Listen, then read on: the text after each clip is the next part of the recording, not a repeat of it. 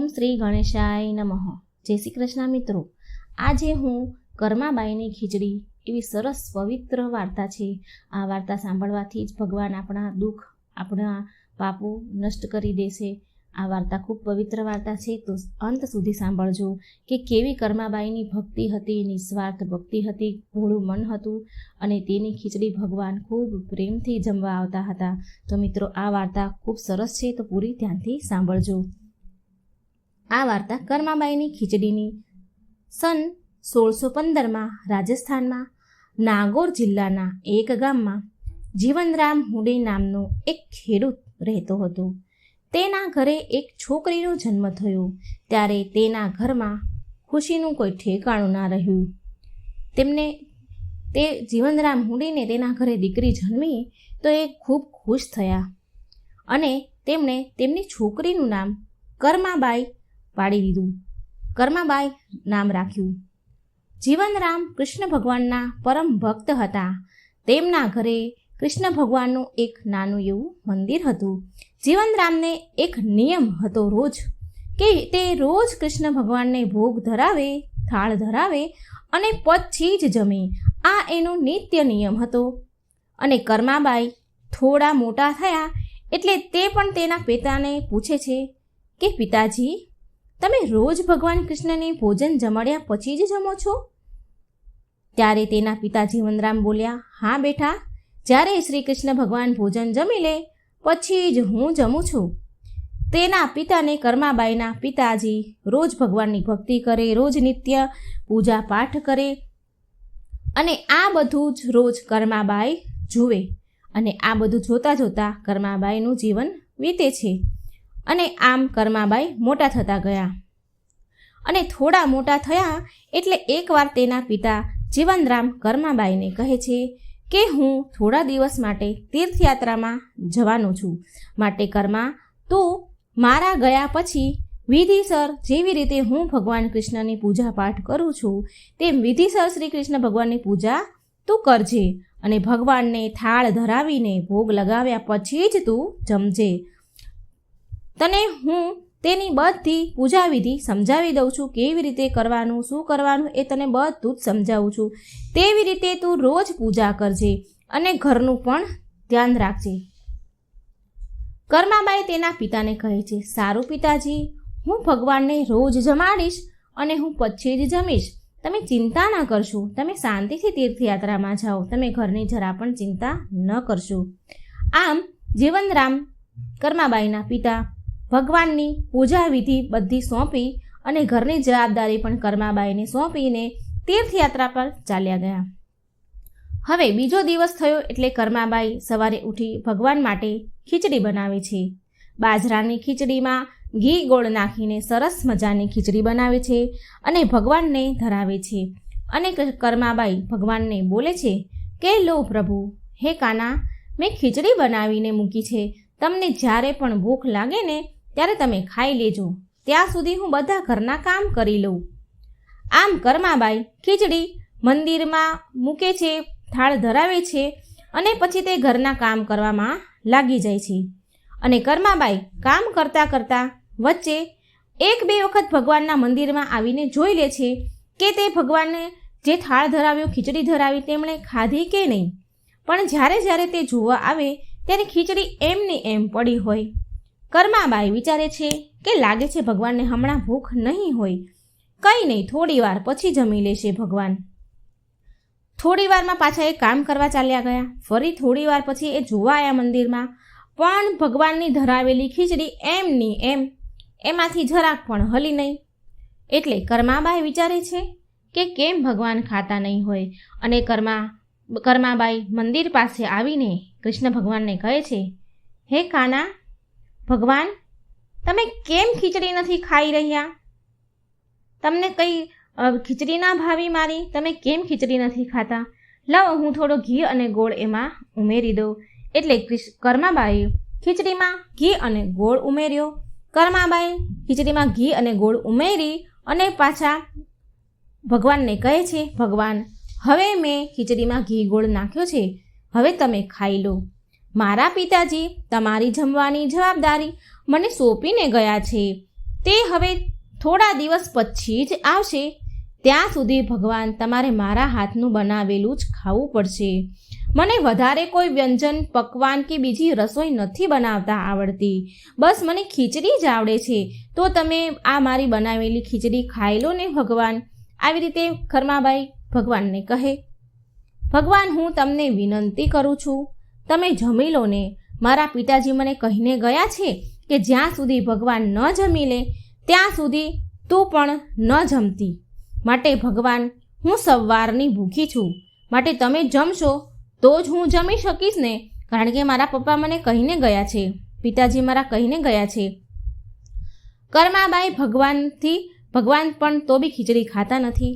કર્માબાઈ ભગવાનથી નારાજ થઈને મંદિર પાસે જ બેઠા રહ્યા. કામ બધું ઘરનું પતી ગયું અને પછી મંદિર પાસે જ બેસી રહ્યા કે ભગવાન જમે પછી હું જમું. પણ આમને આમ સવારથી બપોર થઈ અને બપોરથી સાંજ પડી, પણ ભગવાનની સામે કર્માબાઈ ભૂખ્યા જ બેઠા રહ્યા. અને આ તરફ ભગવાન જુએ છે કે કર્માબાઈ ભૂખ્યા છે અને તે જીદ પર આવી ગયા છે. એટલે તે મૂર્તિમાંથી અવાજ આવ્યો, કર્માબાઈ, ઓ કર્માબાઈ, તમે તો પડદો કર્યો જ નહીં. તમે પડદો કરશો તો હું જમીશ ને. કર્માબાઈ બોલ્યા, સારું ભગવાન, હું મારી ચૂંદડીનો પડદો કરું છું. તમે આરામથી ખીચડી ખાઈ લો. તમારે મને પહેલેથી જ કહેવું જોઈએ ને. આટલી જ નાની વાત હતી, કારણ કે તમે પણ આખો દિવસ ભૂખ્યા રહ્યા અને હું પણ આખો દિવસ ભૂખી રહી. અને થોડી વારમાં પડદો કર્યો કર્માબાઈએ, એટલે થોડી વારમાં ભગવાન ખીચડી બધી જ ખાઈ ગયા. અને કર્માબાઈ મંદિરમાંથી તે ભોગની જે થાળી હતી ખાલી થઈ ગઈ. એટલે તે થાળી લઈ અને ઊભા થઈ અને પછી પોતે પણ ખીચડી જમવા બેસી ગયા. તેમણે પણ જમ્યા. અને હવે તો રોજ કર્માબાઈ સવારે પહેલાં જ ઉઠીને ભગવાન માટે ખીચડી બનાવતા અને ભગવાનને ખીચડીનો ભોગ ધરાવે અને પડદો આડો કરી દેતા અને ત્યાં મંદિર પાસે બેસી જતા. ચૂંદડીનો પડદો કરે અને ત્યાં જ બેસી રહે અને ભગવાન તે ખીચડી બધી જ ખાઈ જતા. થોડી વાર પછી કર્માબાઈ મંદિરનો પડદો ખોલે તો ખીચડીની થાળી ખાલી થઈ ગઈ હોય. અને કર્માબાઈને વિચાર આવ્યો કે ભગવાનને બહુ ભૂખ લાગતી હશે ને, એટલે મારે ખીચડી ધરાવવામાં થોડું મોડું થાય છે. માટે કાલથી તો હું સવારમાં ઉઠીને પહેલાં જ ખીચડી બનાવી દઈશ અને પછી જ હું બધા ઘરના કામ કરીશ. આવું વિચાર્યું. ભગવાનને બહુ ભૂખ લાગે છે. જેવી હું ધરાવું છું તેવી ફટાફટ ખીચડી ખાઈ જાય છે ભગવાન. અને હવે કર્માબાઈની બનાવેલી ખીચડી શ્રી કૃષ્ણ ભગવાન બહુ ખુશીથી ખાતા હતા. તેમને બહુ ભાવતી હતી ખીચડી કર્માબાઈની. તે પૂરી થાળી સાફ કરી જતા. થાળીમાં એક પણ દાણો ન હોય ખીચડીનો. એક દિવસ કર્માબાઈના પિતા તીર્થયાત્રા પરથી ઘરે આવ્યા અને કર્માબાઈને પૂછે છે, કર્મા બેટા, કેમ છે તું? એટલે કર્માબાઈ તેના પિતાજીને કહે છે, પિતાજી, હું તો સારી છું, પણ પહેલા દિવસે તો ભગવાને મને બહુ હેરાન કરી. પહેલા દિવસે તો ભગવાન ભોજનમાં જમવા માટે બહુ નખરા કરતા હતા. પૂરો દિવસ ખાધું જ નહીં. આખો દિવસ હું વાટ જોઈને બેઠી અને તેમણે તો છેક સાંજે ખીચડી ખાધી અને હું પણ આખો દિવસ ભૂખી રહી. ભગવાન પણ આખો દિવસ ભૂખ્યા રહ્યા. અને હવે તો પછી તો રોજ ભગવાન સવારમાં જ ખીચડી ખાઈ લે છે. હવે કોઈ નખરા નથી કરતા. હું રોજ સવારે પહેલાં ઉઠીને ભગવાનને પહેલાં જ ખીચડીનો થાળ ધરાવી દઉં છું, કારણ કે ભગવાનને બહુ ભૂખ લાગતી હતી. હું જેવી ખીચડી મૂકું એવી જ ભગવાન ખાઈ લેતા હતા. એટલે હું સવારમાં વહેલા જ ઉઠીને પહેલાં ખીચડીનો ભોગ જમાડી દઉં છું ભગવાનને અને પછી જ હું બધા ઘરના કામ કરું છું. કર્માબાઈના પિતાજી ભગવાનને 2 હાથ જોડીને કહેવા લાગ્યા, હે પ્રભુ, તમારી લીલા કોણ જાણે. હું તમને તીર્થયાત્રામાં શોધી રહ્યો હતો, પણ તમે તો મારા જ ઘરમાં બિરાજમાન છો. ધન્ય છે પ્રભુ કૃષ્ણ ભગવાન, તમને ધન્ય છે. જીવનરામ કર્માબાઈને કહે છે, બેટા, તારા જેવી દીકરી પામીને હું તો ધન્ય થઈ ગયો. હવેથી તું જ રોજ તારા હાથેથી ભગવાનને રોજ ભોગ થાળ ધરાવજે, કેમ કે શ્રી કૃષ્ણ ભગવાનને તારા હાથનો બનાવેલો થાળ તારા હાથનું બનાવેલું ભોજન બહુ ભાવે છે અને તે ખુશ થઈને ખાય છે, જમે છે. તેને તારા હાથનું ભાવે છે, માટે તું જ રોજ ભગવાનને ભોજન ધરાવજે. અને હવે તું જ ભગવાનની જેવી સેવા તે કરી મારા ગયા પછી એવી સેવા હવે તું રોજ કરજે. હવેથી ભગવાનના બધા જ કાર્યો તું જ કરજે. કર્માબાઈ તો આ સાંભળીને બહુ ખુશ થઈ ગયા અને હવે તો રોજ કર્માબાઈ વહેલી સવારે ઉઠીને નાયા ધોયા વગર જ ભગવાન માટે ખીચડી બનાવે છે અને ભગવાનને ધરાવે છે અને ભગવાન પ્રેમથી કર્માબાઈની ખીચડી ખાય છે. થોડો સમય થયો એટલે કર્માબાઈના પિતા સ્વર્ગવાસી થઈ ગયા અને હવે તો કર્માબાઈ એકલા થઈ ગયા. માતાનું મૃત્યુ તો પહેલેથી થઈ ગયેલું હતું. પિતા એકલા હતા, હવે તેનું પણ મૃત્યુ થઈ ગયું અને હવે એકલા પડી ગયા એટલે તેમને ગમતું ન હતું. માટે કર્માબાઈ શ્રી કૃષ્ણ ભગવાનની મૂર્તિને લઈને તીર્થયાત્રામાં નીકળી ગયા. પગપાળા તીર્થયાત્રા કરવા લાગ્યા અને ભારતના અલગ અલગ તીર્થોના તેમણે દર્શન કર્યા. પછી ઓડિશામાં આવેલું જગન્નાથપુરીના મંદિરે આવ્યા. તીર્થયાત્રા કરતાં કરતાં અને ત્યાં કર્માબાઈએ વિચાર્યું કે બસ હવે અહીં જ આ જગન્નાથપુરીમાં મંદિર પાસે જ એક ઝૂંપડી બનાવીને ભગવાનની સેવા પૂજા કરીશ. અને આમ ત્યાં ઝૂંપડી બાંધીને રહેવા લાગ્યા અને રોજની જેમ ભગવાનને ઉઠીને નાયા ધોયા વગર જ ભગવાનને ખીચડીનો ભોગ ધરાવીને જમાડી દેતા અને ભગવાન જમતા. ઘરે થોડી જ વારમાં થાળી ખાલી થઈ જાય. જેવી ભગવાનને મૂકે ધરે એવી જ થોડી વારમાં થાળી સાફ થઈ જાય અને પછી જ કર્માબાઈ નાહી ધોઈને ઘરના બીજા કામ કરતા હતા. એકવાર સવારે એક નાનું એવું બાળક કર્માબાઈની ઝૂંપડીમાં આવે છે અને બોલે છે, માં, ઓ માં, મને બહુ ભૂખ લાગી છે, કંઈ ખાવાનું હોય તો મને થોડું આપો ને. હે માં, મને બહુ ભૂખ લાગી છે. ત્યારે કર્માબાઈ બોલ્યા, હા હા બેટા, અંદર આવ, અંદર આવી જા. મેં હમણાં જ ખીચડીનો થાળ ભગવાનને ધરાવ્યો છે. શ્રી કૃષ્ણ ભગવાનને થાળ હમણાં જ ધરાવ્યો છે. ચાલ અંદર આવી જા, તું પણ ખીચડી ખાઈ લે. તે છોકરોને કર્માબાઈ ખીચડી આપે છે અને તે છોકરો ખૂબ પ્રેમથી ખીચડી ખાય છે. કર્માબાઈ કહે છે, લે હજી વધારે આપું થોડી ખીચડી. એટલે તે છોકરો ના પાડે છે, ના ના માં, તમારી ખીચડી બહુ જ સ્વાદિષ્ટ હતી, બહુ સરસ હતી, મને ખૂબ જ ભાવી, આનંદ આવી ગયો ખીચડી ખાઈને. અને ફરી છોકરો એ કર્માબાઈને બોલે છે કે માં, હું કાલે પણ ખીચડી ખાવા આવી શકું છું? કર્માબાઈ તે બાળકને કહે છે, તું કાલે જ નહીં પણ મારા ઘરે તું ખીચડી ખાવા માટે રોજે જ આવજે. હું રોજ તારા માટે ખીચડી બનાવીશ, તને ખવડાવીશ. એમ પણ હું શ્રી કૃષ્ણ ભગવાનને રોજ ખીચડીનો થાળ ધરાવું છું, તો તારા માટે પણ હું બનાવીશ. કર્માબાઈની ઝૂંપડીમાં સ્વયં જગન્નાથ ભગવાન પોતે બાળકનું સ્વરૂપ લઈને ખીચડી ખાવા માટે આવ્યા હતા. અને હવે રોજ કર્માબાઈ જેમ શ્રી કૃષ્ણ ભગવાનને ખીચડીનો થાળ ધરાવતા હતા એટલે થોડી વાર થાય એટલે તરત જ તે બાળક ફરી ખીચડી ખાવા માટે કર્માબાઈની ઝૂંપડીમાં આવી જાય છે. એકવાર કર્માબાઈની ઝૂંપડીમાં એક સાધુ આવ્યા અને કર્માબાઈને કહે છે કે કર્માબાઈ, રોજ સ્નાન કર્યા પછી નાહ્યા ધોયા પછી જ ભગવાનને થાળ ધરાવવો જોઈએ. તે સાચી વાત છે. કર્માબાઈ,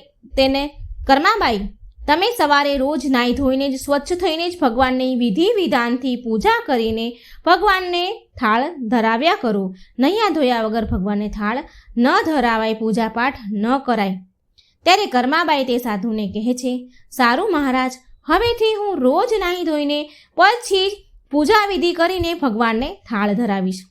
હવે સાધુ મહારાજની આવી વાત માની છે કર્માબાઈ અને હવે રોજ સવારમાં પહેલાં ઉઠીને સીધી જ ખીચડી બનાવતા હતા. પણ હવે કર્માબાઈ નાહી ધોઈ સ્વચ્છ થઈ બધા કામ કરી અને ભગવાનની વિધિ વિધાનથી પૂજા કરીને જ ભગવાનનો થાળ તૈયાર કરે છે. ભગવાનને થાળ ધરાવે છે. અને એટલે કર્માબાઈને ખીચડી બનાવતા બહુ મોડું થઈ જાય છે, કારણ કે કામ કરે એટલે મોડું તો થઈ જાય. પણ પેલો જે બાળક આવ્યો હતો, જે રોજ ખીચડી ખાવા આવતો હતો, તે તો તેના સમયે સવારમાં રોજ જ ખીચડી ખાવા આવી જ જાય. કર્માબાઈની ખીચડી વહેલી સવારમાં તૈયાર થતી ન હતી. પેલો બાળક વહેલો આવીને બેસે અને ખીચડી તૈયાર થાય નહીં. પેલો બાળક આવીને કર્માબાઈને કહે, માં જલ્દી ખીચડી આપો ને, માં બહુ ભૂખ લાગી છે, જલ્દી કરો ને માં. કર્માબાઈ કહે, હા બેટા બેસ, હું થોડી જ વારમાં ખીચડી તૈયાર કરું છું અને હું આપું છું. થોડી વાર શાંતિથી બેસી જા, હું ભગવાનને બી થાળ ધરાવું છું અને તને પણ આપું છું. અને તે બાળકના રૂપમાં જગન્નાથ ભગવાન પોતે જ આવતા હતા. પછી કર્માબાઈ ખીચડી તૈયાર થાય એટલે તે બાળકને આપે, એટલે તે બાળક જલ્દી ખીચડી ખાઈને ચાલ્યા જાય.